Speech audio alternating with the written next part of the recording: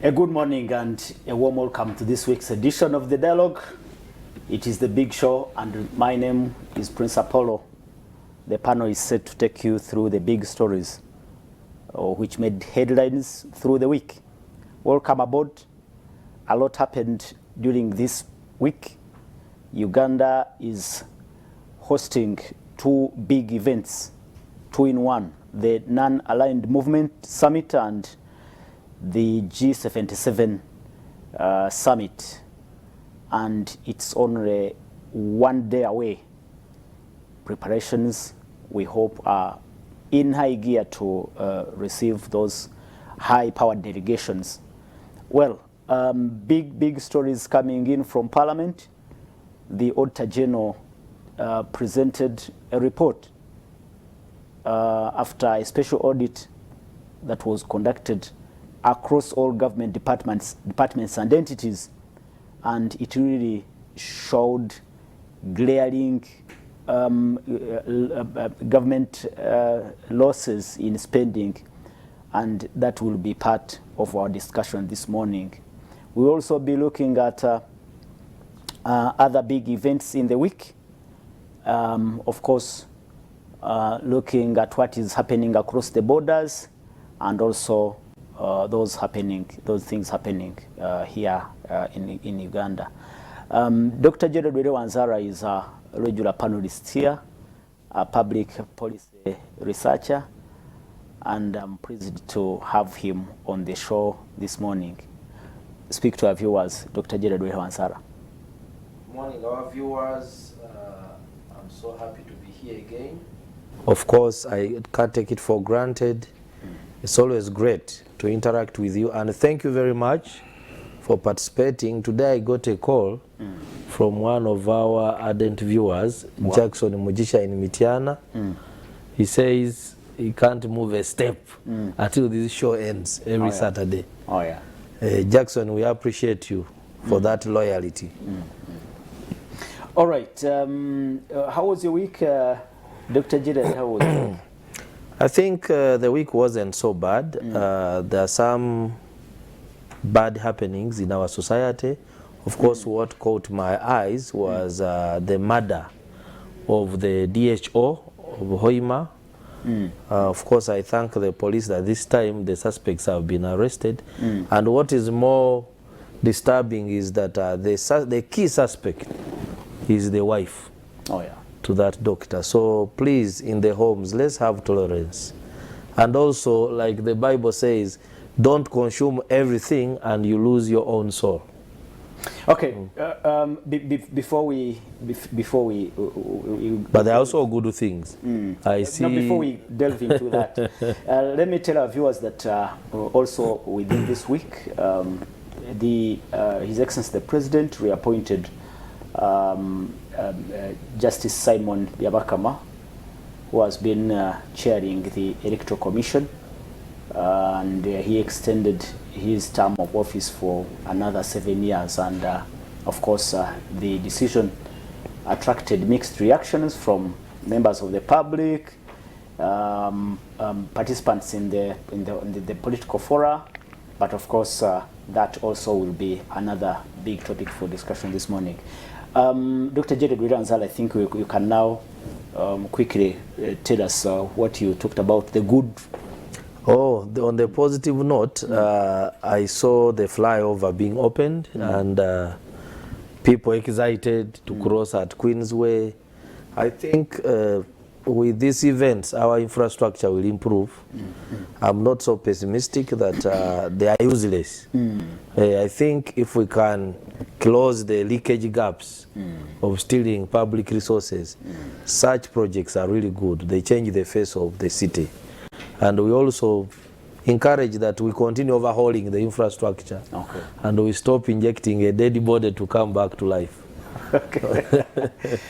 Well, Dr. Jared Wanzara comes straight out from the United Republic of Chirinya. Oh, for you, I'm from my neighboring Uganda. Yeah. The United Republic of Chirinya. You know why I like Chirinya and I call it a United Republic? It is a representation of Uganda that I can Mugisu can live with Munyarwanda, can live with Munyakole, Lugbara. It's so mixed. Yes. Yeah, we have our colleague there, Major Tim Joel. He must be watching. Thank you so much for, of course, watching. And our viewers, you can participate in this show by sending in your comments and observations via our WhatsApp line, and you can be part of this big discussion. Charles Kazoba is a veteran journalist, now a politician, closely affiliated with the MK movement. I'm happy to have you on the show this morning. Thank you so much, Mr. Apollo. And my friend here, Dr. Gerard. I first of all wish to take this opportunity to express my condolences to the family of Salt Media and Pastor Ujingo for the loss of Mr. Richard Mohomuza. It was a terrible incident, very terrible and scary. Scary, by the way. We hope the security infrastructure takes all the measures to prevent such things in the future. Okay. Yeah. And talking about the NAM and G77, does this excitement Dr. Jerry Wanzala talked about really match the excitement we witnessed in 2007 as we're gearing up for the Chogom? We first of all need to understand the circumstances. Why does NAM and the G77 mean a lot to President Museveni as an individual more today than Chogam at that time? You know that the international community has been isolating us as a country, but particularly President Museveni and the NRM. You have realized that a number of sanctions have been announced against individuals within government, but also there is a natural feeling that President Museveni has been undermining democracy. Now we have these two big meetings in addition to the Speaker's Conference, which give President Museveni a new platform, a platform that as an African, he can express the voice of Africa to this huge community and tell them that, look, as sovereigns within the African continent, we have our ways of conduct.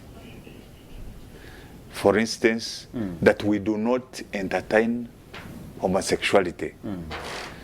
That the type of democracy the West practices cannot be the same as the democracy that Africans practice.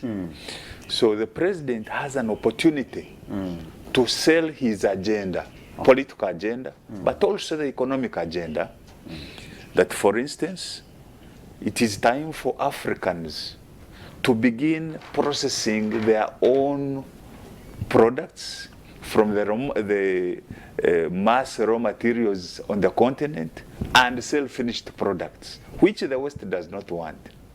But NAM can accommodate that agenda and take it up. You see. So you mean the events, the current, or anyway, because even the delegates must be already coming in. The upcoming events, are more significant to President Museveni much more than than CHOGM was in 2007. Yes, absolutely, absolutely. You see, me, I look at Commonwealth meetings as mainly socializing. Dr. Jared Weranzara, do you agree? Well, Possibly, President Museveni may be looking at these big events as a platform to advance his agenda and possibly repaint the image of Uganda at global level. of course, when I look at this conference, it has a number of aspects. One is, of course, economic. If you look at the G77, originally there were 77, but now there are about 135 developing countries. Now, these developing countries have something in common. One, they are all growing. They don't have a lot of stringent conditions on things to do with export to each other. So if it came to harnessing this conference for economic benefits, like promoting trade amongst them, it would be more easier for you to sell in that country than you negotiating for a market in Europe. And of course, this time we have G77 plus China. China, which has a big say in the United Nations, and so it is also a lobby forum. That at this time, when there are a lot of global contestations, especially brought by the Ukrainian war, and where you are seeing now the Western countries are watching over some countries, and then the Eastern ones like Russia also watching over others.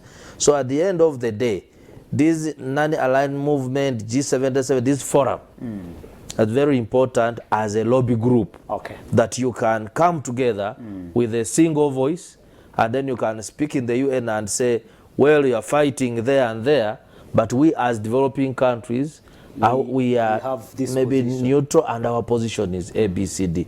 So it serves economic benefits, it serves diplomatic, and of course diplomatic and foreign relations. Okay. But also at individual level, it tries to strengthen the president, like he's saying. Indeed, Uganda has continuously been isolated, especially in the last maybe 10 years, where when they started saying we're undermining democracy, human rights, and now we have this elephant in the room of the anti-gay law.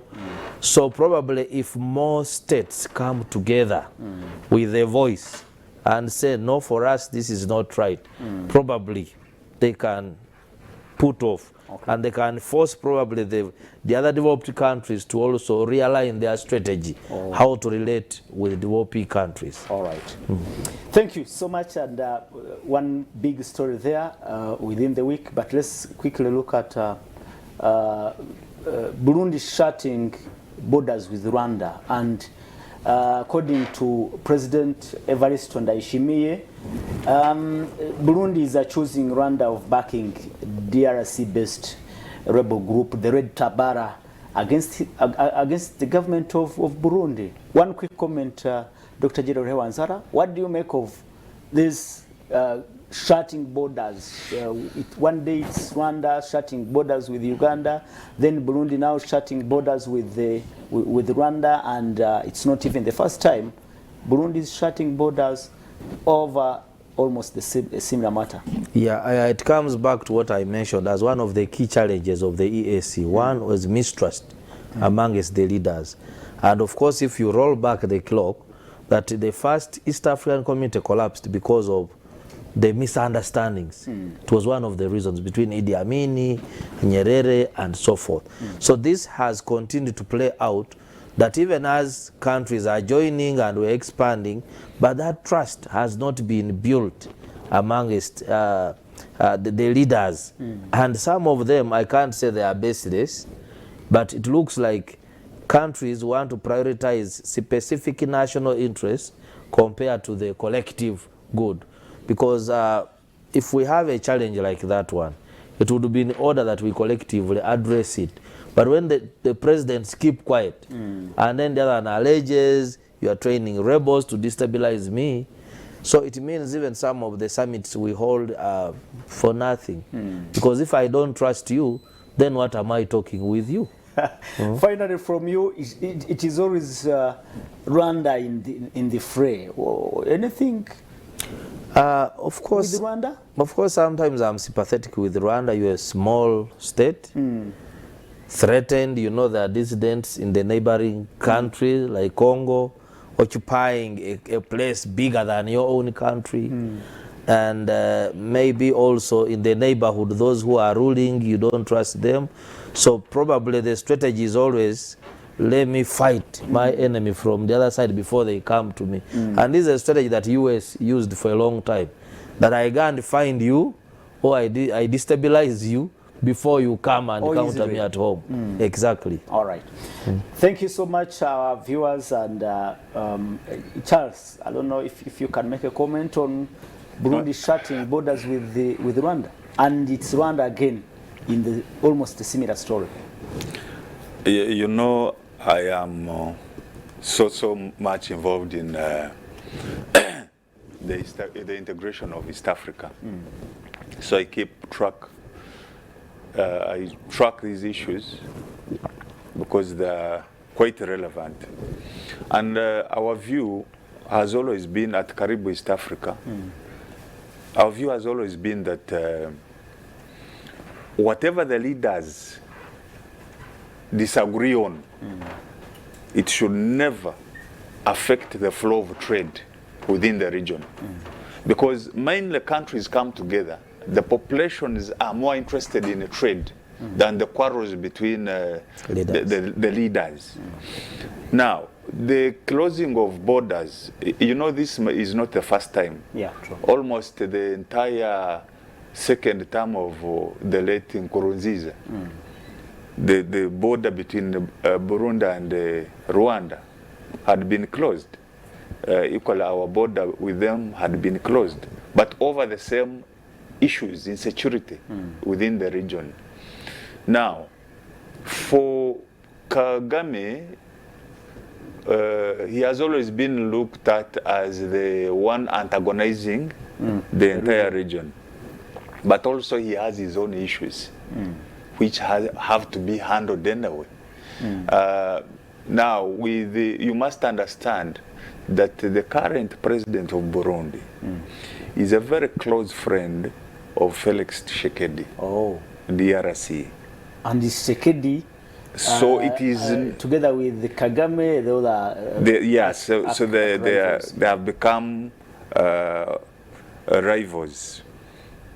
Now, it is time to look at this conflict as a region, as East African community. The current chair of the ESC, President Salva Kiir, should be able to invite these two, especially Felix Tshisekedi and the Ashemie of Burundi, first sit them on table and show them a clear direction of the region.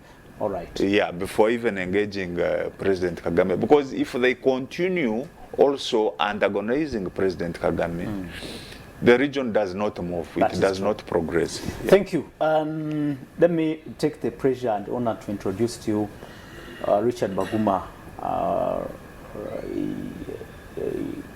Can I call him a resident panelist? Because the last time I introduced him as a resident panelist, he received questions whether he stays in the studio.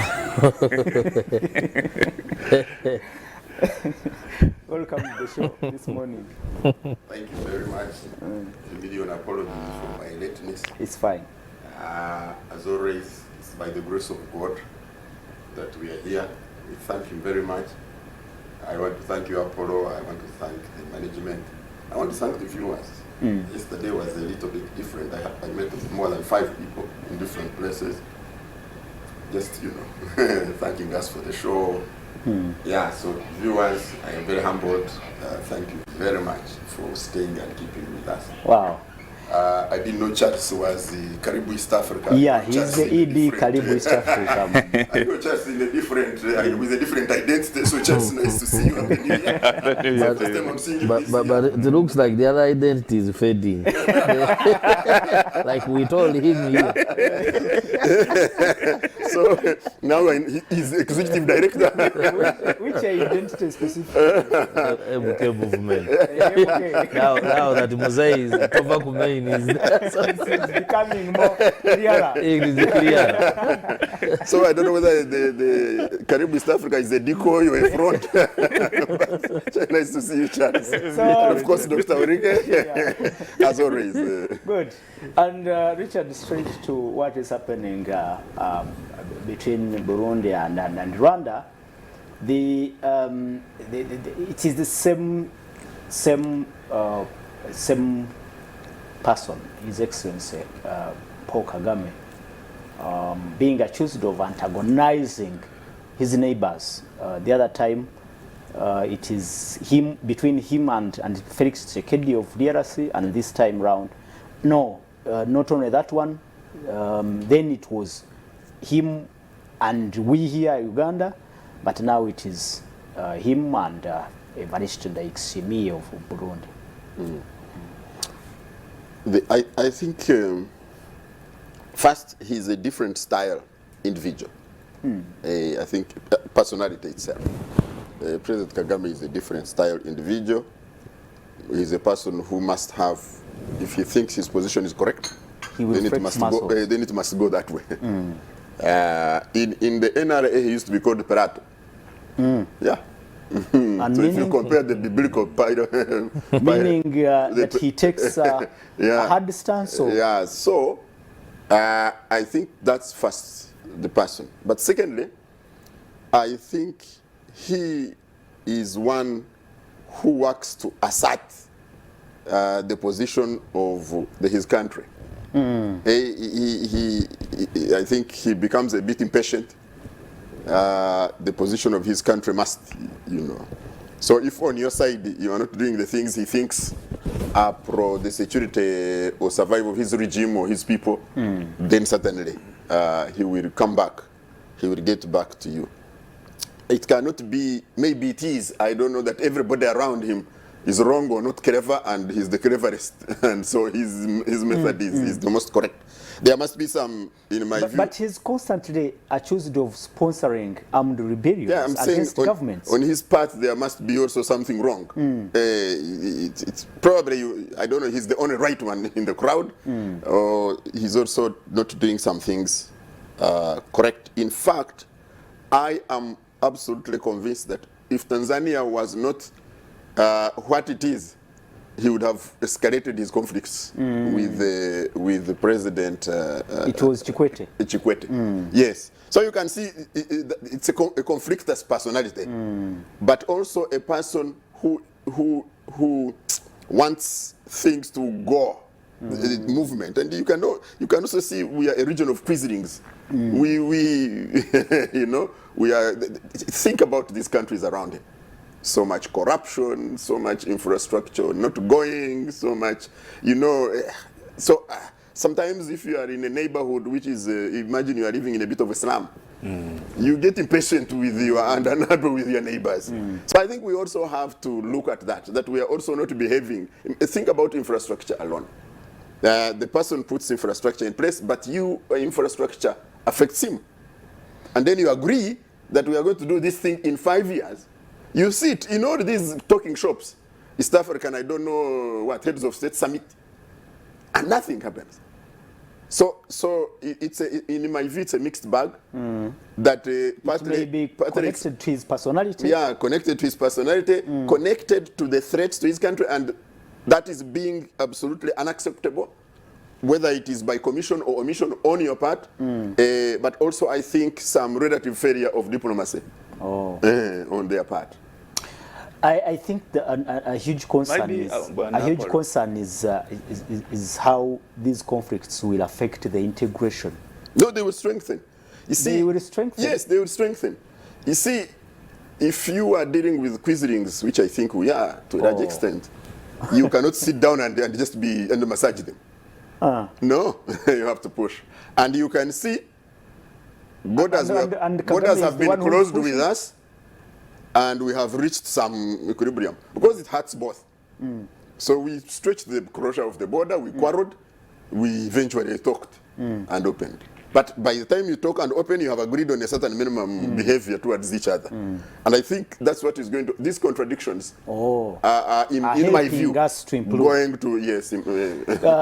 Charles, one quick comment as we head into our main topics for discussion.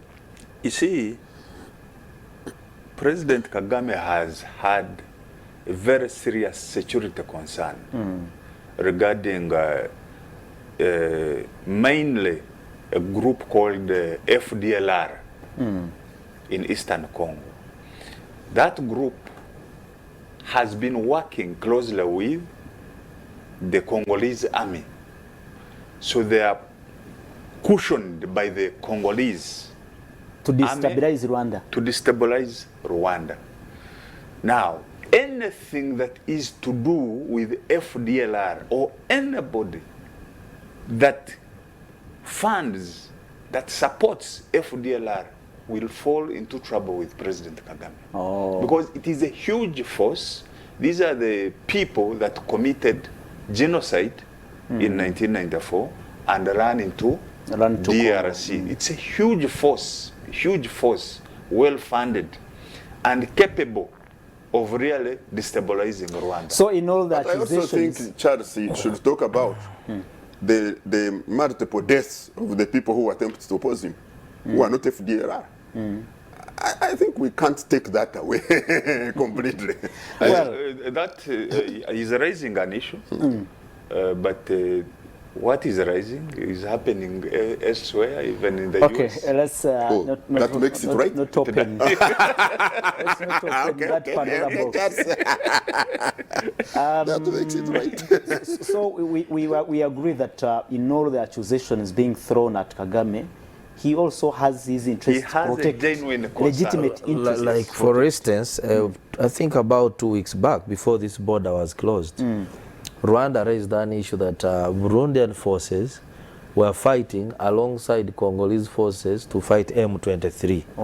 So when he got that intelligence, the tension started. That he knew there were Burundian soldiers in Congo wearing Congolese military attire and fighting the M23. But let's just be careful.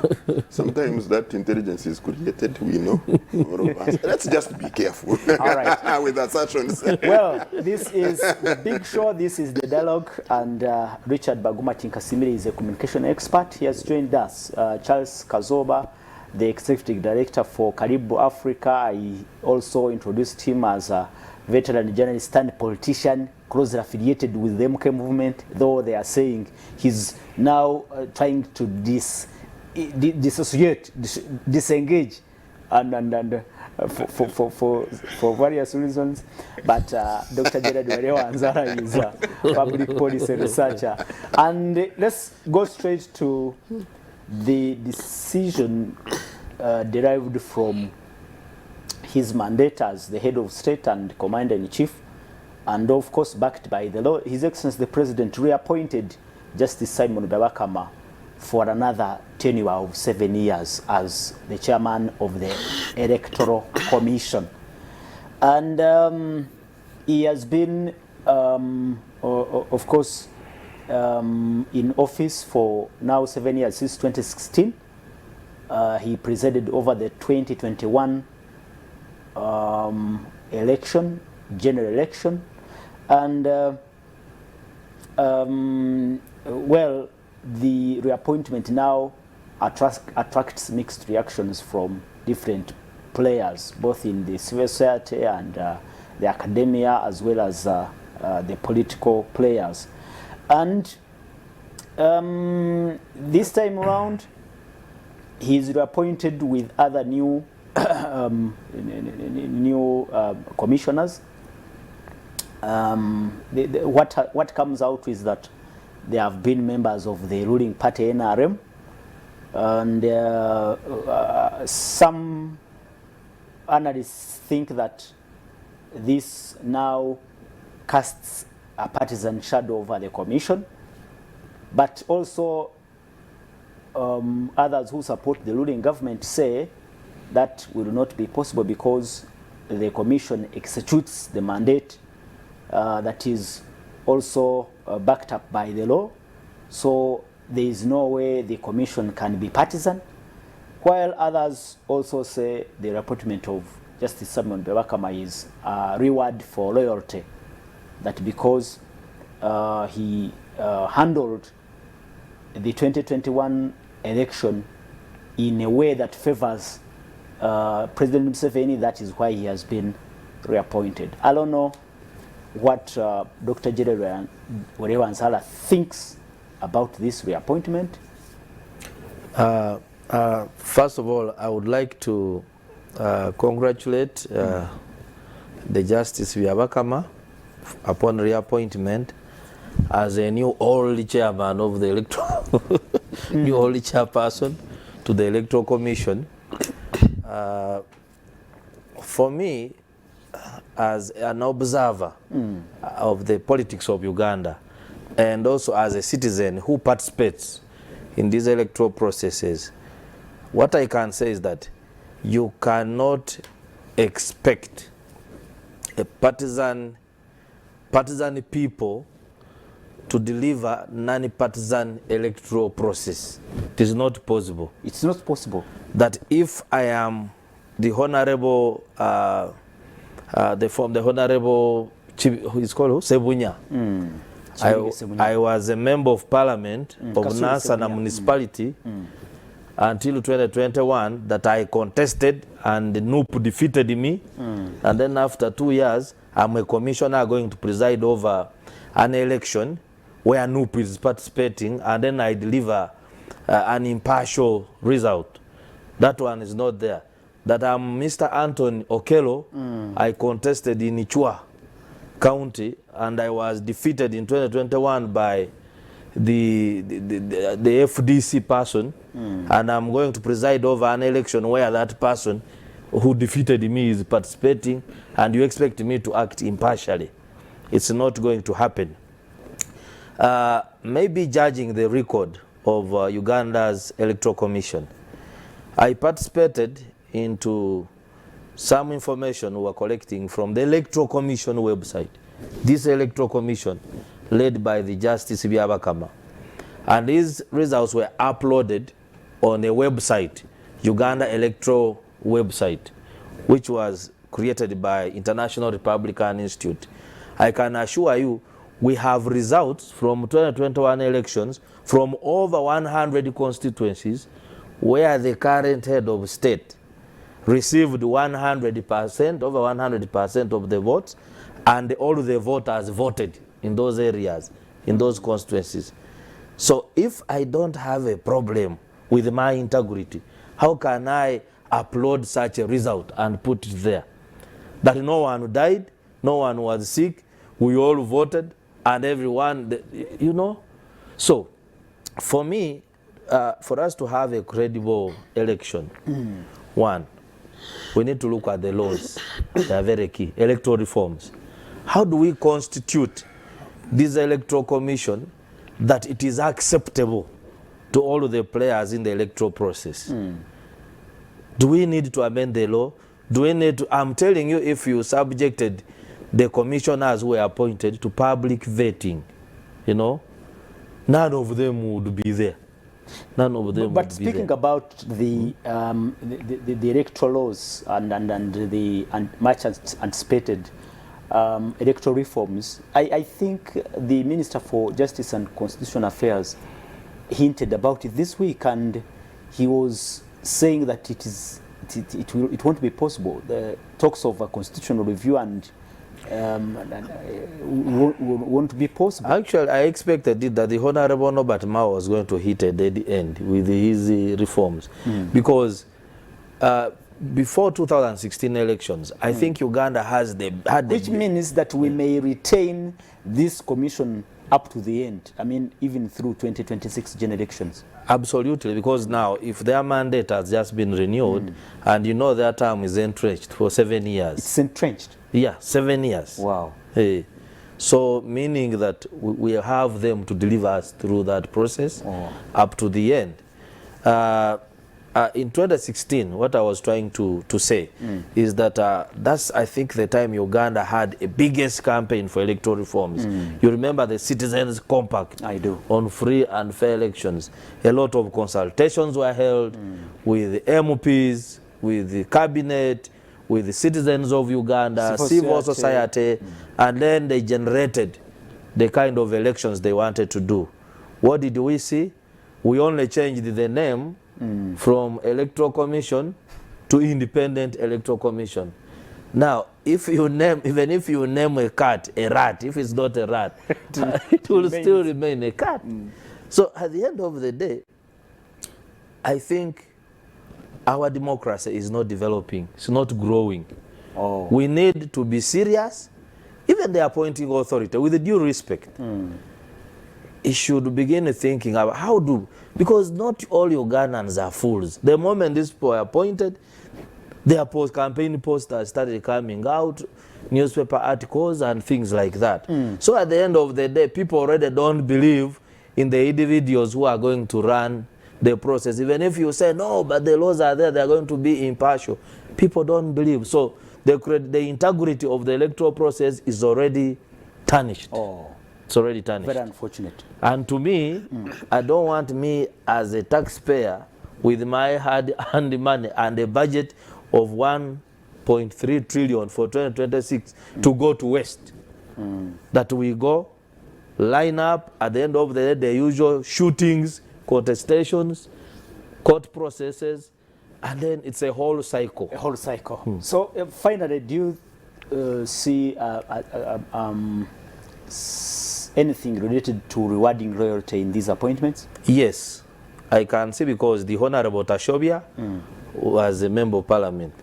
When he saw things were tight in the constituency, he became vice chairman NRM in Ntungamo, and then ended up in the Electoral Commission. With due respect to Honorable Simon Byabakama, when he was deputy DPP, we were all here. We were adults. You remember him being subjected to interviews in the court by the Justice Katusi, and the people confessing how the evidence was fabricated by the Honorable Byabakama when he was in DPP. It is on record. Because on record, court processes, that chicken was ferried to be given to a witness, that witnesses are coached, that how the rape cases were stage managed against Dr. Kiza Besije. And so he was awarded to become chairperson Electoral Commission. We saw the same now with people who fail in constituencies going there. Why can't we have a process where we appear to bring non-partisan people to lead an electoral process? Richard Baguma, can you take a shot at this reappointment of Justice Byabakama alongside Hajat Aisha Lubega as his deputy? She has been in that position, but of course bringing on these new members, Anthony Okero and Robert Kasule Sebunya, alongside Dr. Sali Simba Kayunga. I know this gentleman. We have interacted before in a training as a facilitator. Very eloquent, very, I mean, academic and well versed with the history, political history of Uganda. He was my teacher. Excuse me. He taught me political science. For me, he was the most intriguing of the people who were selected. Really? Of course, you have to address the Muslim constituency. He's not the first academic Muslim to be brought here, unless we have forgotten Dr. Kigundu and the other ones. So the pattern of selection does not change, really. I was just thinking, when they said Simon was re-elected, I was thinking, actually, you can handle this election and the next one, because you have a 7-year tenure. Yeah, so I think even the next one is what, 30? 32. 31. I think even in the 31 he would still be chairman. What do you say? Yeah, it's easy. So forget 2026. We are looking beyond. I'm saying we are looking beyond 2026. The Kazovas were there before us. They looked ahead before we started doing that. I am not even sure why we are debating the appointments to the Electoral Commission. No, it's the same. What has changed? We are just having the same. So I am not even sure what is going to change. And I, like I always say, for you to honestly expect that you are going to get a piece of paper, throw it in a basin, and change government. And then, especially this government, that for you are going to take a piece of paper, throw it in a basin, and then you change this government. You don't believe in elections in Uganda? I don't see how a piece of paper thrown in the basin is going to change, especially this government. No, I don't see. So we can go through. So this is a formality. These are gymnastics. We go through the gymnastics. We know the result, and life goes on really. Yeah. So for me, I'm not sure that there is much to debate or analyze. So these offices are being, I mean, we are just putting people in offices just for formality. There's no, but you see, legitimate reason and benefit. we really, unless nature intervenes, we know what is going to happen in the election next year. Next year, the other year, unless nature intervenes, we know. So now, I don't know what is there to analyze. Charles Kazova, Richard doesn't want to waste time discussing this issue of reappointing a commission to oversee elections. Do you also believe this is just a formality? No, not really. Looking at the statistics since 1996 elections to date, you see that opposition numbers have been growing over time, and the impact is big on NRM. So it is not true that the Electoral Commission is not performing to its mandate. I think you don't have to look at the Electoral Commission in isolation. It is the entire community. What is our behavior as Ugandans in general? So you don't just have to look at the Electoral Commission in isolation. For Justice Byabakama, I first observed him during the Besigye trial, and he's quite a bright man. The way he countered the top brains in this town who were defending Besigye, I respect him. And I'm told he came top of his class at Makere, low class. So I have what happens? What has happened while in office? Well, like I've told you, is Electoral Commission, look at the funding. The man has been complaining about funding, for adequate funding for the Electoral Commission. The man has been complaining that, look, if you want the reforms, bring them early enough. So what is our behavior? What is the conduct of parliament? What is the conduct of government? How are we Ugandans supporting him to deliver a credible job?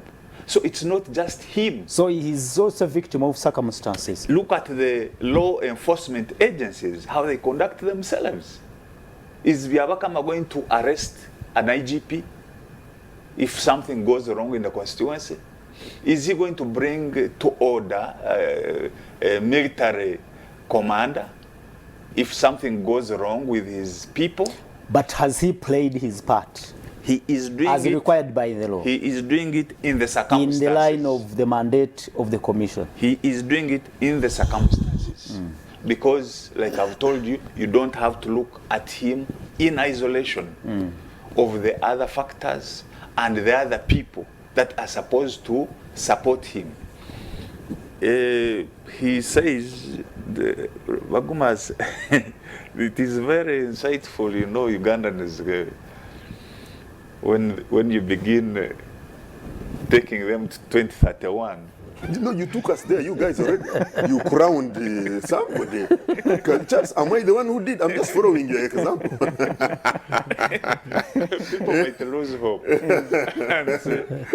but also, Apple have failed to understand why so many Ugandans are so obsessed with President Museveni. Up to today, I have failed to understand that. It is as if people cannot do what they're supposed to do if President Museveni is around. This is what I fail to understand. Who is obsessed with President Museveni? You see, the entire opposition, when they are blaming government, it is President Museveni. Even when President Museveni recruits their members from opposition, today Parliament is being run by people who were opposition just yesterday. Is it President Museveni who tells them to misconduct themselves? That is not true. Look at his cabinet. A number of people come from the opposition. So the problem is not President Museveni. The problem is a Ugandan. You as a Ugandan, when you wake up from your bed, do you do what you are supposed to do and do it in the right way? So does President Museveni? Your argument is that the Electoral Commission, with these all accusations being thrown at it, has been doing, with just Byabakama, they have been doing what they are supposed to do. They are not perfect. And they can never be perfect. Because you have to look at elections even elsewhere. Look at Kenya. The contestation is still going on. There are voices, so many voices. Honestly, Charles, don't you really find it unfair to appoint people who are well-known supporters of the ruling party on the commission, like Honorable Kasule Robert Sebunya, like Honorable Anthony Okello, and all these others they are talking about? If it is true that they are members of NRM in the Electoral Commission and therefore are going to manipulate the vote, in favor of the ruling party, how come opposition numbers have been growing in the parliament? Are these going to be the first people from NRM? So you say the problem is not the Electoral Commission. But let me interject a bit. Do it, the please. numbers of the opposition have been growing in the parliament, but more constituencies are also being created. So it's not that they are increasing and the constituencies are constant. If the other time you had 300 MPs, 350, and then you had 50 opposition, now you have 529, and the opposition has, you know, about 117, I think. Exactly, including independents, I think. So it is still the same in terms of percentages. That is not true. Look at Uganda.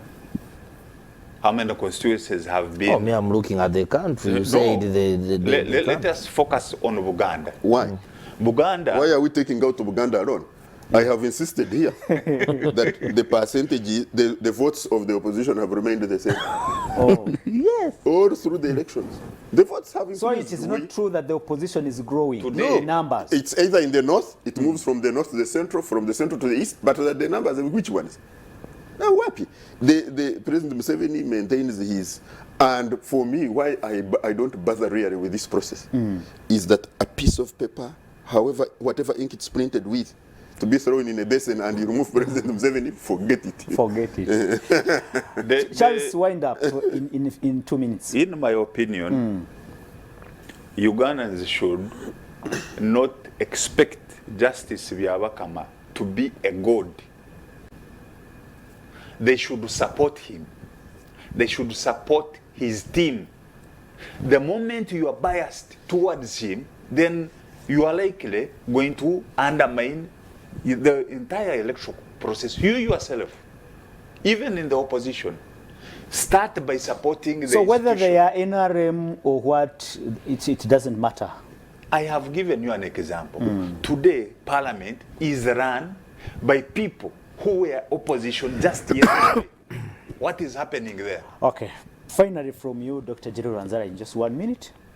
I would like, he's talking about delays in giving the commission money. Yes, they have always made projections for money they want, but at least the government has always tried to fund the Electoral Commission. But I want to tell you, I'm privy to a report of the IGG, like in 2021 elections, where returning officers received money instead of even paying people who did work in the fields there. They created fictitious SIM cards, and then they used them to send money to their girlfriends, to their what, then they go and collect. Really? It is there. It is there. And quite a number, I don't know why they have not been arrested, but I think the internal processes, where there have been some of them told to refund the money. So still, even the money that we give them, it should be doing what it's supposed to do. So you Then the other is, a returning officer is very key in the delivery of an election. But how do we recruit them? How do we recruit them? If you're home, you are not NRM, your father was not NRM, you may never become a district registrar.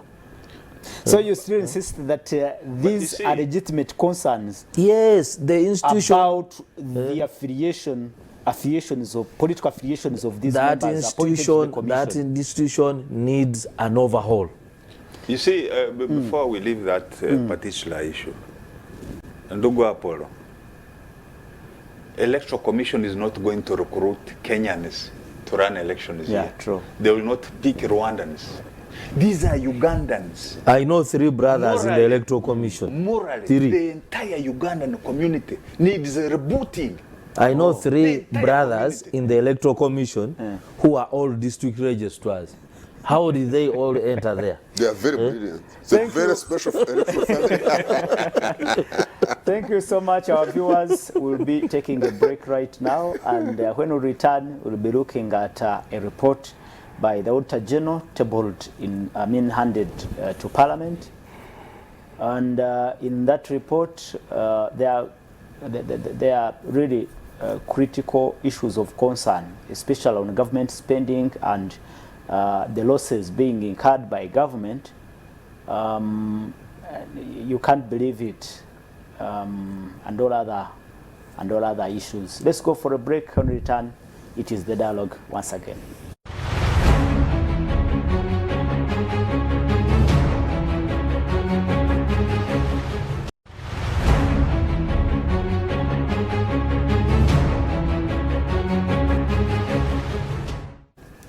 Welcome from the break. This is the dialogue.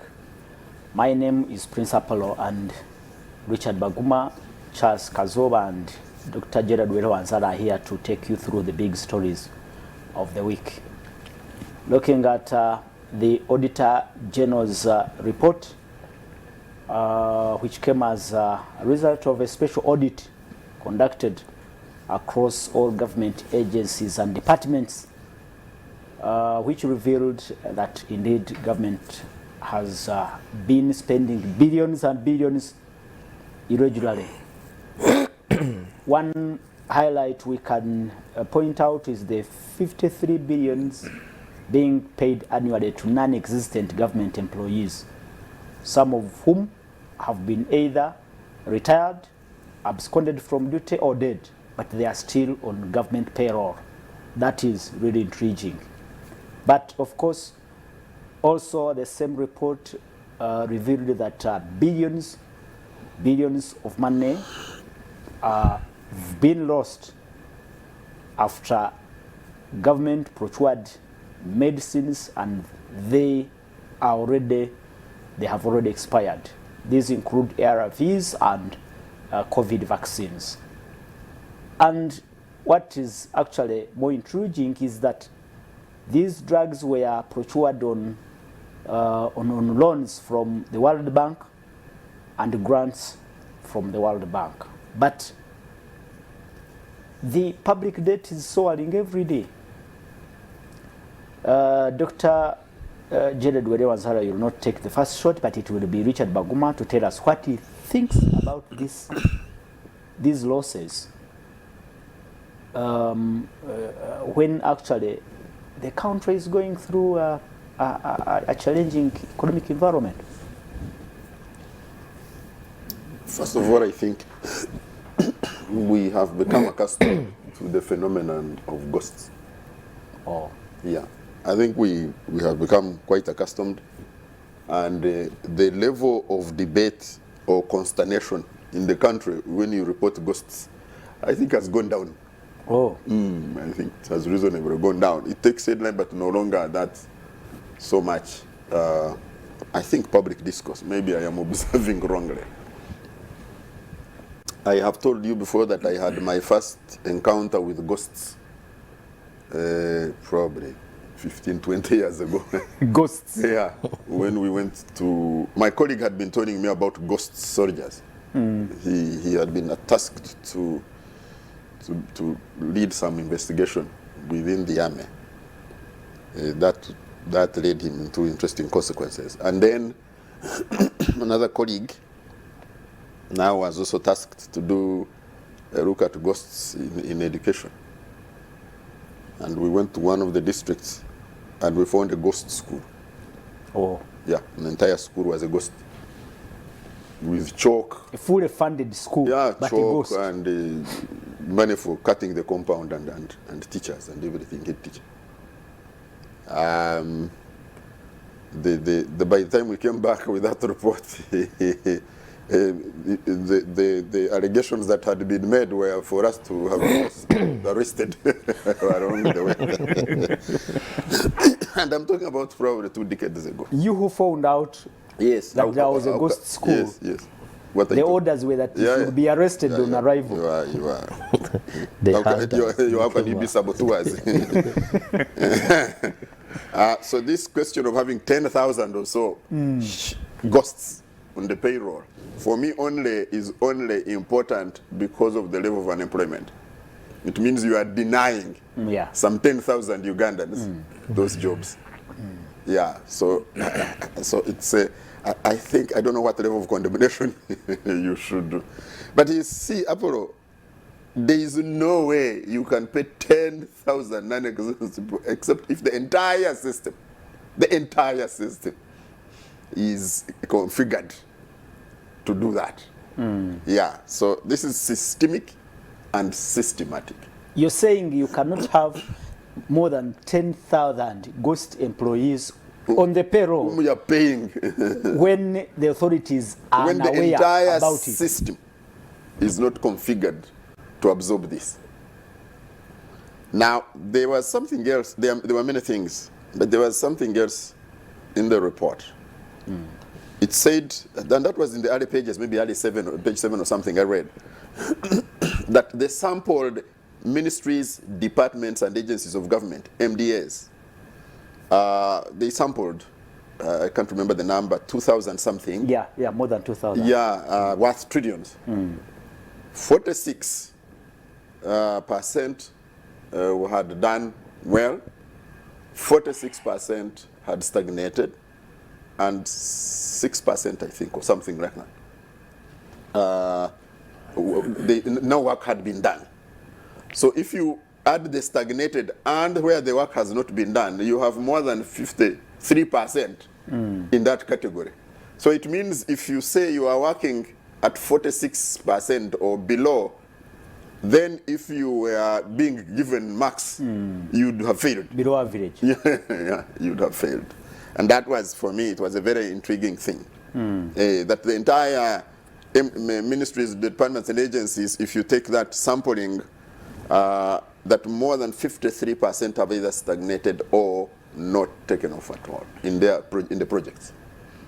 So it means the country then is performing at less than 50%. Now, really, that is scary. The other thing, for me, was that we had, I think, a 48 trillion budget or thereabout. We asked for more than 4 trillion in supplementaries, but we actually spent 43. Oh. So yeah. What does that mean? I mean, it means we have 48 that we are budgeted to spend. We don't even absorb that, but we ask for supplementaries. Oh. So, which it means we are borrowing. We go to get beyond. So, what is the problem? How come we are afraid that the money is not going to be enough? We even go and borrow, quote unquote, supplementaries, but then we come and don't spend even what was supposed to be spent in the first instant. What is happening? What is that dynamic? How wrong can we be? And finally, because my colleagues also should make a contribution to this, the local, what we are supposed to generate, the revenue that we are supposed to generate, that we ask our revenue, the principal revenue generating agency, the Uganda Revenue Authority. I have said here before, I saying is unsupported.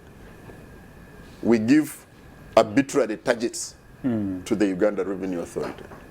So if there is this economy performing suboptimally, and yet you expect the Uganda Revenue Authority to be correct beyond optimal, it's unsupported. It's simply unrealistic. And we are behaving like not mentally stable people. Oh, and finally from you, Richard, you didn't talk about the expiring drugs in medical stores. How comes? No, I have no problem if the drugs for COVID expire. If you say you have brought vaccines for COVID and they have expired. More than 5 million COVID went, yes, I mean, how much did they destroy? Hundreds of millions in the developed world. You see, they had hoarded. I don't know if you remember that when we asked to share on some of their COVID vaccines, they had, like the US, I think they had 300 million extra, and they refused. They were keeping whatever they were worrying about. They could have come, procured with the expiry date nearer. No, you see, with the short. No, that's why they were even holding the other side. You see, if you take the COVID drugs, I will not be with you, because everybody was accumulating, because we did not know where this was going. If you take ARVs and if you take malaria drugs, then I have a challenge. So you because the there challenge is on ARVs. because that is because we know the numbers. Yeah, we know the numbers, we know the need, and by the way, Apollo, the people who need the ARVs are not getting them. Yes. So that is, now those are the questions. Some people may be in dire need of ARVs. Not they may be, they are. And they are not receiving. They are not receiving. And they are expiring. The drugs, and they are expiring in our stores. Yes. So this is what I tell you, Apollo, that you see, why Mabati's story is important. I saw again Mabati from Prime Minister's office with some women in Entebbe, I think. Recently, last week or the other week, they were being arraigned in court. This week, they were being arraigned in court. Why we relate to stories like Mabati, ARVs, is because those are personalized and we relate to them. Yeah, true. When I talk about our inability to spend about 5 trillion budgeted, but asking for a supplementary of 4 trillion, the trillion is so much money that people don't relate to it. Yeah, so they don't get as concerned. Oh. Dr. Gerald Ranzala, what do you make of this Auditor General's report and the findings on government spending? I think as a Ugandan, if I was a chicken that is being defeathered, I would be that one that is being defeathered without without killing first. That's what Nawizo says. Bakumane, when you are alive watching.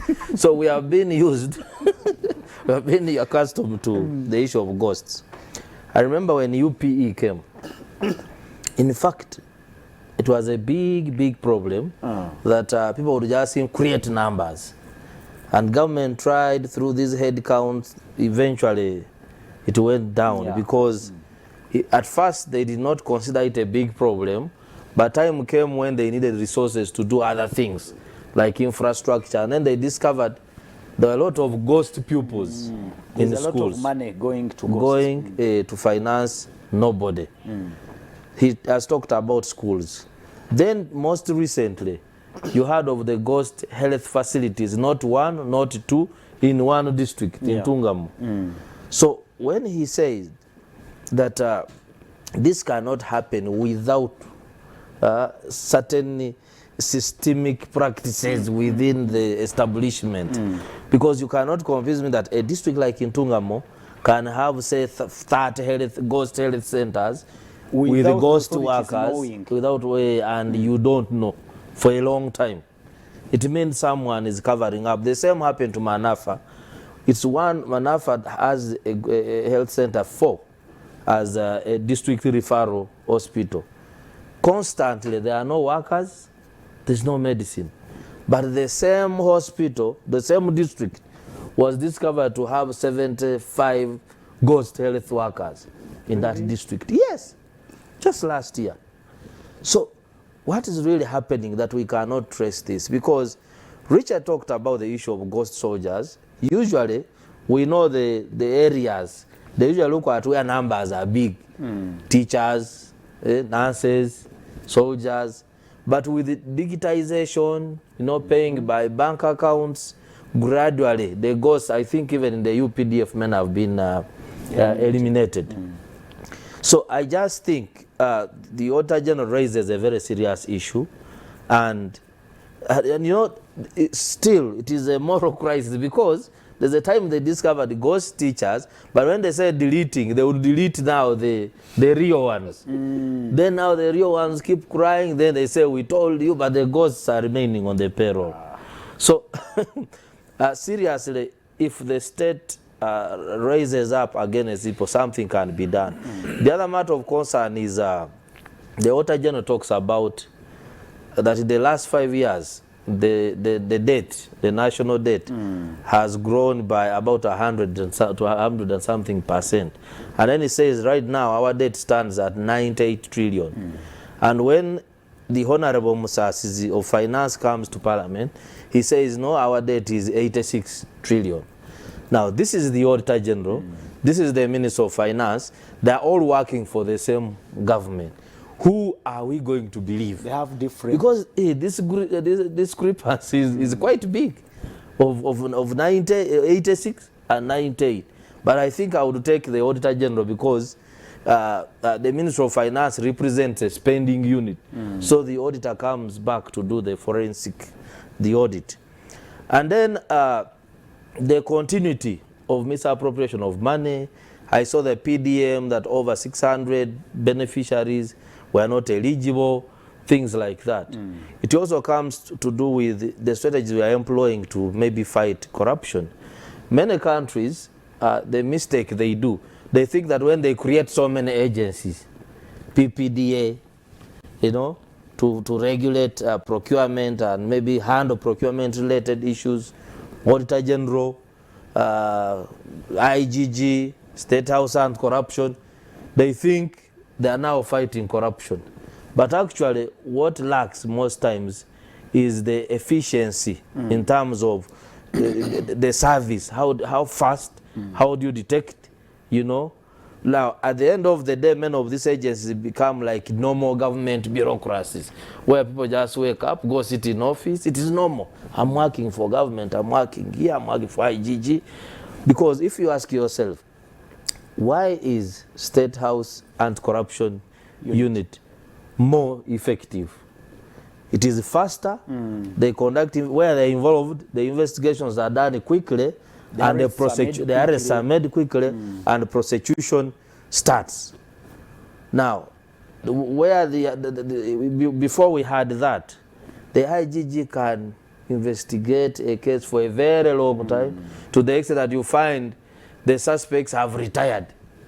Or have died.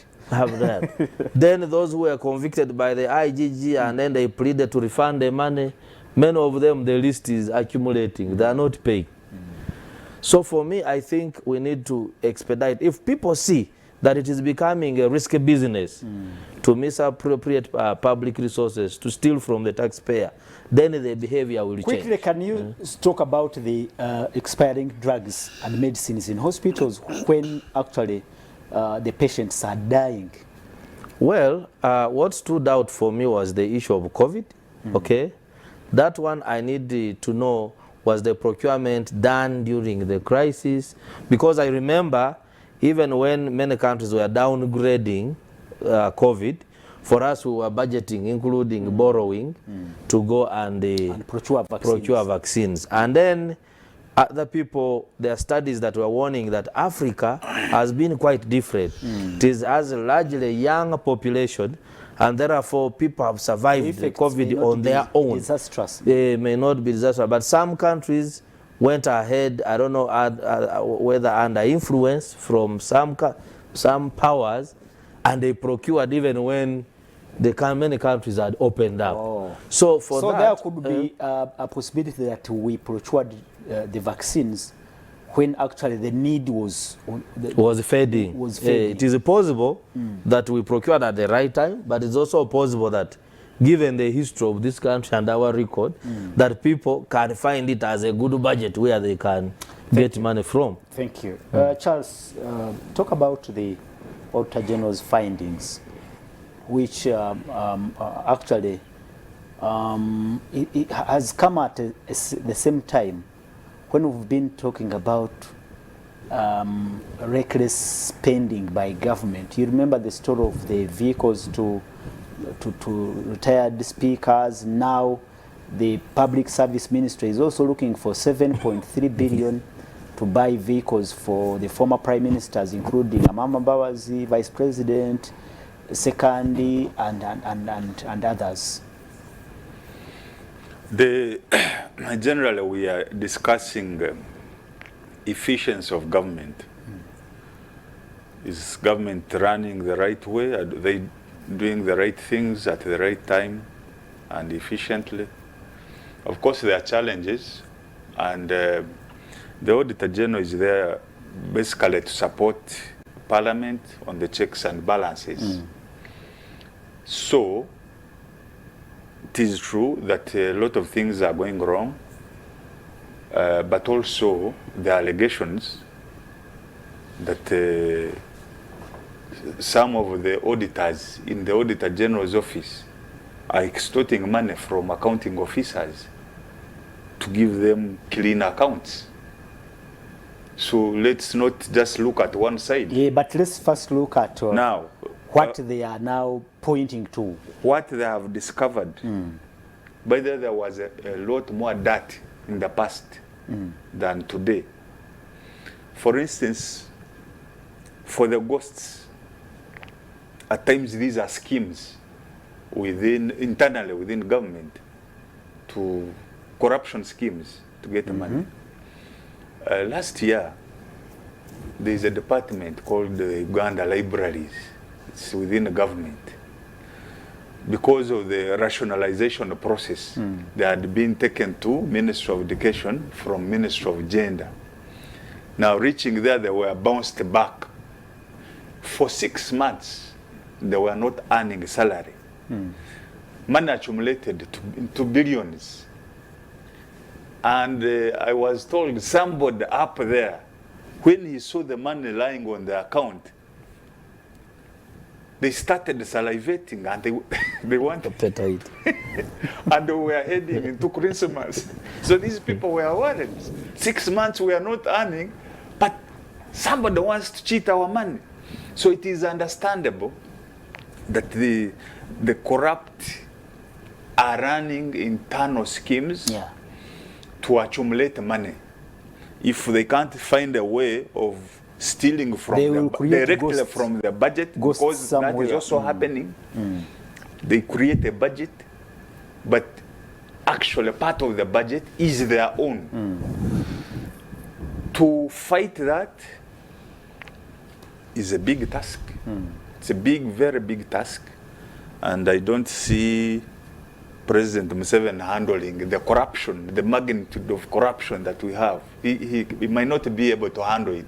He has talked about the anti-corruption unit, the one that is being run by the soldiers. Yes, but that won't do much. They can keep up the work, but that won't do much. To eliminate corruption in our system, you need to dismantle the entire government, and that is not possible. So we have to wait for another person that takes over from 7 to start with corruption. Okay, but before we do that, as we talk about government spending, and like I said, it comes at a time when the questions have been around how we are, the priorities, what we are taking as priority. I don't know if you can speak to that, and are we, besides those corrupt tendencies by officials and authorities, but even the priorities, are we getting the priorities right? You see, you cannot get your priorities right if you are corrupt. Oh, it's the same story. Morally, your mind is tuned somewhere else. So you can't get your... These people will always find a way of making money. Now, if you're going to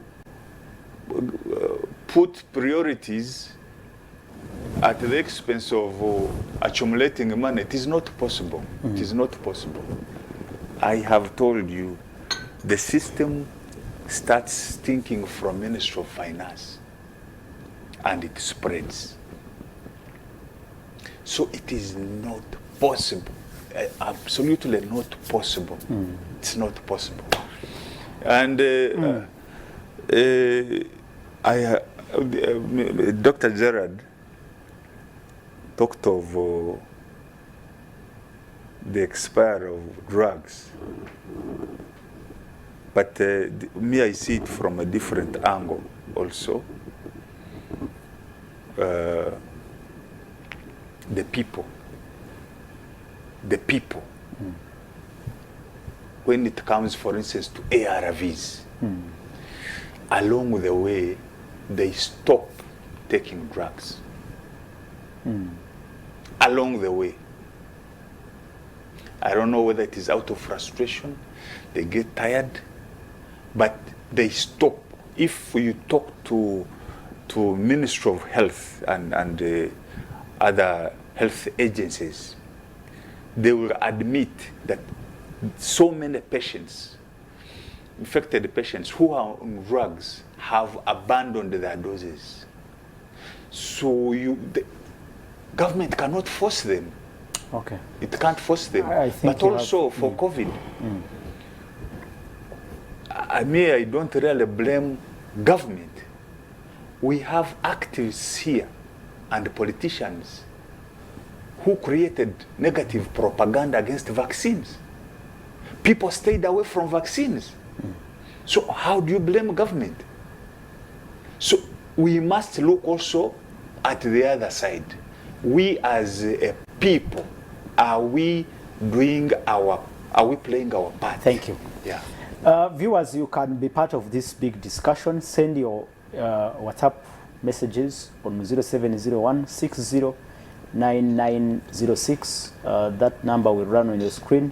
Be part of the discussion. Tell us what you think about the findings in the Auditor General's report, but as well the reappointment of Justice Byabakama Simon for another tenure of 7 years as chairman of the Electoral Commission, alongside other new members, including Honorable Robert Kasule Sebunya, Honorable Anthony Okero, and Dr. Sali Simba Kayunga. Like we said, there are mixed reactions. Others thinking that, bringing on board NRM or ruling party apologists will actually make the commission more impartial in its undertakings. Good morning, Mr. Apollo. Don't call the number, please send messages. Good morning, Apollo and all dialogue panelists. Thanks for the good program. The reappointment of Byabakama means one thing: NRM and MK will still be in power for a very long time. Thanks, our judge. I don't know if he's thanking the appointing authority or thanking me. It is Alex. Thank you so much, Alex. You are not judge. So. We'll take your comments, and from you, Richard.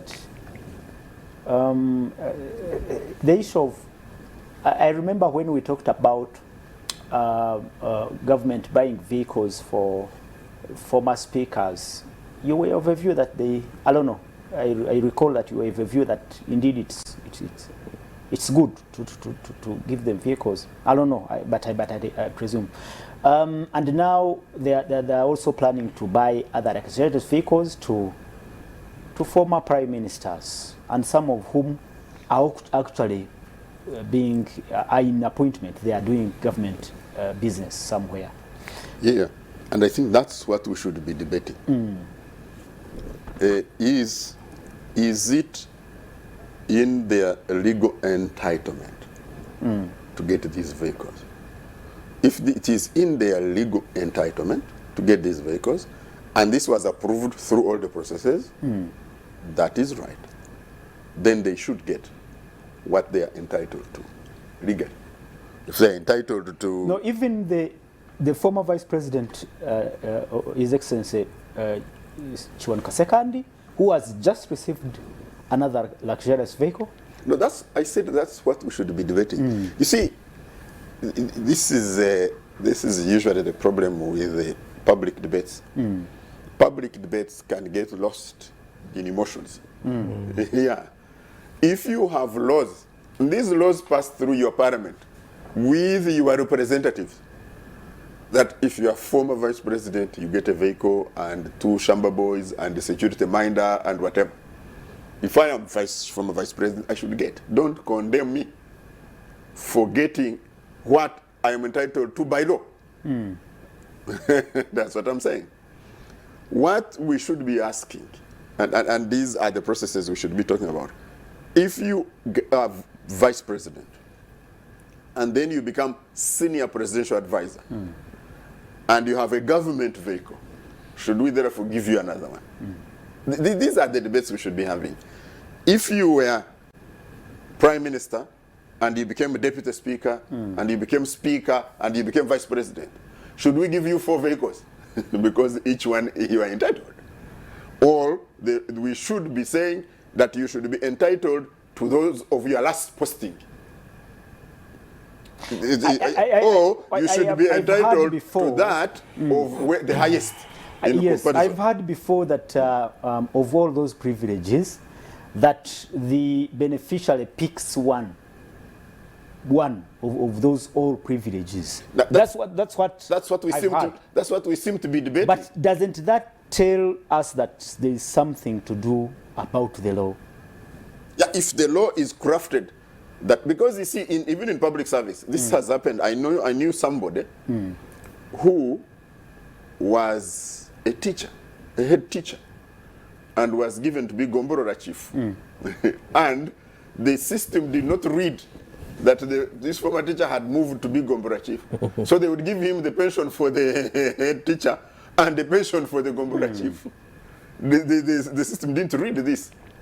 I don't know why. I think the Gombora chief was a political appointment, but which was a public service thing.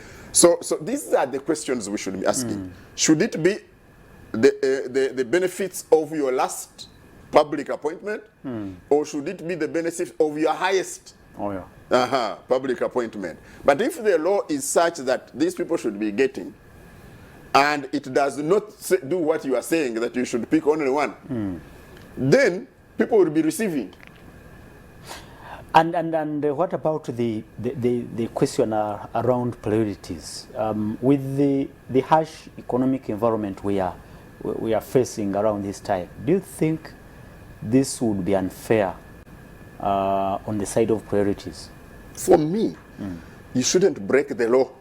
The law is the law. If you have made the law and you have made it in the right way, what we should be saying is what type of car we give. If you are talking about costs, managing costs. Haven't we seen laws being amended in the middle? For instance, is it amended? And I thought you were going to ask me, haven't we seen Rose being broken? Because you are talking about breaking it. No, let's not break it. If we cannot afford the 700 million SUV, let's buy a 100 million SUV or whatever you call it. That, because we are not talking about them not getting. We are talking about the cost. The problem is that the law even stipulates the type of vehicles these people must get. And this law was made by who? Our by own Parliament. representatives. Dr. Jedero Yawanzara, on the issue of priorities. Yeah, for me, looking at the laws, I said 2 weeks back, we were debating the same matter here when the cars were paraded there. We said if it was within the law, it was okay. And my position then reflected on, for example, the Parliamentary Pensions Act. Before, they wanted former speakers to also be paid by public service. But the Parliament said, no, there are a lot of problems where? In the Ministry of Public Service. So let's have our own pension scheme where we include our speakers and deputy speakers. So they amended the law during the Honorable Kadaga's time. Now, in the 11th Parliament of Honorable Among, they amended the law again, and that's how they introduced all speakers and deputy speakers who served from 1979. And this is how the Honorable Rugumayos come in, and the Honorable Moses Chigongos and others. Now, the questions these guys did not ask when they were debating. A number of the same beneficiaries are still serving government. They have a salary. They have, so at the time they are still serving government and they have a salary and they have the vehicles. So should they continue drawing twice from the consolidated fund? Those are the questions we're asking. Then we have people like the Honorable Kadaga, so who are still minister with the security, with the car, and then you are parading another car. Someone has only one body that is going to sit in that car, not 2 bodies. So if you create that, isn't it wastage? That there should be a clause that if you continue serving in another capacity, maybe some benefits may apply after you leave that office. Instead of having, say, 3 offices, 3 cars at home, 700 million each, for what? And we used even the Honorable Sekandi as an example in our debate. That is benefiting as a vice president, and the same benefits are being given by Parliament under 2 laws of the same country. So I think for me, those are the things. Those are the things. Yes. Charles, you see when on the list of beneficiaries, people see the name Honorable Amama Mbabazi. It automatically, the issue automatically changes face. And Richard Baguma says, if it is in the law, then it must be effected according to the law. Public perception will automatically change. There's something that our elite don't seem to appreciate. If we are not careful, there is going to be a revolution, a second revolution. You look at the people in the 2021 elections, the masses of young people wanting to displace the entire political class. It's not by coincidence. Down there, they see a connivance amongst the elite to steal public resources. If we are not careful, that will happen. Me, I do not believe in extravagancy. We are a very poor country, a very poor country. We don't even need cars for MPs. We don't need even security officers for these people. If you're elected, why do you fear people? We don't. We must behave as though we are a poor country if we need to move forward. But if we want to pretend that now we are at the level of the Americans, then we are done. Yeah, because like Baguma was saying, that it is within the law. these privileges and emoluments are backed up by the law. No, The law but I think the law there is a enacted point by the elites you're talking about. I think there's a point he's bringing that maybe which we need to expand on. He's saying there is a disconnect between the elite class, the politicians, and the people. And we are not getting the priorities right. And yet we are throwing all of this extravagance in their faces. So he's talking about the impact that can generate and have a cost on the entire country. Baguma, can you talk about that impact if you think it is possible? Can't this be provoking the masses? There is not going to be a revolution if the masses are still the way they are. You can't be sure that they will remain the way they are. Thank you very much. Thank you. This is what I keep saying. That you see, for me, I see two classes of elite. There's the elite and the pseudo-elite, ourselves. Now, ourselves, the pseudo-elite, would really have been the ones taking leadership of this discontent and harnessing it to drive change. What do? We ally with the elite and go looking for the crumbs from the looting. So we keep we don't harness therefore this discontent that is there. You see, and that's why I give examples of the things I get involved in. I was thinking about the alcohol control bill. You see, the alcohol control bill, the members of parliament don't tell you that alcohol is not a problem that is devastating society. No, that's not the issue. The issue is that when we talk about it, then we shall not be voting. And I'm like, but how come you go and convince the constituents about Tojikwatako, how come on that point you go? If you indeed know, and you are the leader they trust, that this alcohol is devastating them, like the Chief Justice said in Acholi the other day, that alcohol is devastating the Acholi region. Why don't you also take leadership on that matter? And then you start seeing conversations between the alcohol industry. Again, we go back to our... and so I agree with Charles that if we are not careful, and that's what he said, if we are not careful, we shall find ourselves into a revolution, by the way, which is violent. Violent. Yes. Finally, from you, Dr. Gerald Rewansara, there was also a concern about this report from the Auditor General arriving at a time when Parliament is changing leadership, especially on the people who will process the report, the opposition, that they are now new in office, but they have before them a serious report. Do you think that may affect the processing of the bill? No, for me, actually, I've not seen any. I've seen just people switching, like Segona, for example, switching from Park to Kosase. So I'm seeing the same heads. I'm seeing Mwanga Chivumbi going to Park. But the leader of opposition has changed. But then the committees have various roles to do. So for me, that wouldn't be a problem, only that they have a big task ahead of them to do. But what continues to worry me is persistent statements, including by the Speaker, about conmanship in Parliament.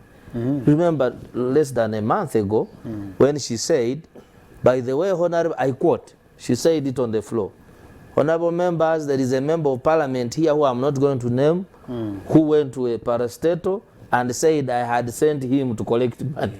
You can imagine if a member of Parliament goes to sleep in his house, in his bed, and thinks that let me go to a head of a government institution and deceive that the Speaker sent me. What is triggering that? Conmanship. That's conmanship. Actually, we have monetary conmanship and political conmanship. It must stop. And as I conclude, Richard triggered me to remember we developed something called the power dynamics model in Uganda, and he has talked about it here. One is we have a class of the powerful and comfortable. Those ones, they think everything is going okay. Then we have the powerful but uncomfortable. They are also up there enjoying, but down there they realize there's a problem, but they are not comfortable, but they continue to enjoy around that level. Then we have the powerless but comfortable. They also lie somewhere there, okay? Then the powerless and uncomfortable. So every Ugandan should think. So if you find an alliance... In this class society, what matters most? Is it the masses down? Or no, we need an alliance of some powerful and uncomfortable, and then some powerless and uncomfortable. Those are the grassroots. And then these middle ones, the Richard talked about. We are powerless but comfortable. We can be on TV, then look at deals. I got something, I met so and so. So if these three ally, they can force transformation. Okay. Finally, from you, a parting shot, Charles? Actually, to stretch his power model. That we are in a class society now. I am seeing a revolution that is likely to propel somebody from amongst them who is not on the scene. And that we should be very careful. That we should be. And you think he can destabilize these classes? Very much possible. The powerful. From what I have observed and from what I continue to observe, it is possible that you have a unit of people, a group of people, come from there, down, they're unheard of. Okay. And that is going to cost this country heavily. Thank you. So our attitude has to change. It has to change. We should understand that the politicians are here to serve the people. And therefore, the priority is the people, not themselves. You see, if really I myself, I wear like a secondary, why would I even accept all these cars? Why? No, I read somewhere, and I recall that Honorable Amambabazi rejected a vehicle, government vehicle at one point. Yes, because he can afford his. Actually, I don't need it. When he left the Prime Minister's office, he acquired almost the same car, armored, like the one he was driving, at his own cost. So, the leaders should start listening to the people. We have by the way, the biggest percentage of this population are young people. Most of them are unemployed. They're hustlers. We must start listening to them if we want this country to move forward. Good. Our behavior must conform to how these people expect their leaders to be. But if we are going to behave like as if we are aliens, the country is in trouble. Richard, talking about this disparity of classes between people, do you see that high class, the rich, the powerful, really, exhibiting that sense of care? Do they care about what Charles is predicting, that possibly there will be a violent revolt? No, do they care? No. You see, expecting magnanimity from a group with very peasantry mindsets, I think it's like wanting to squeeze water out of a stone. It cannot come out of those ones who are comfortable. It does not come from their magnanimity. It must be forced. Yeah. There has to be threat. And it has to be apparent. They must feel like there is a threat. It has to be apparent and it has to be felt. And that's why I was telling you that then we have to, the uncomfortable have to mobilize and force this. It cannot come because these people are magnanimous. You see, the welfare states in the developed one country, and I keep saying it's welfare state, they give unemployment benefits, they give all these things. It did not come because they were very magnanimous. It was because of the threat to their positions. You know that if you don't do this, your position is threatened. Then you do. So that must happen. So I don't see that it is going to happen by itself. Okay. In fact, I can tell you, Apollo, that we shall sit here next year, God willing. We shall be discussing ghost payments. Again. I can tell you without fear of contradiction that we shall sit here, discuss the auditor's report, and we shall discuss ghosts.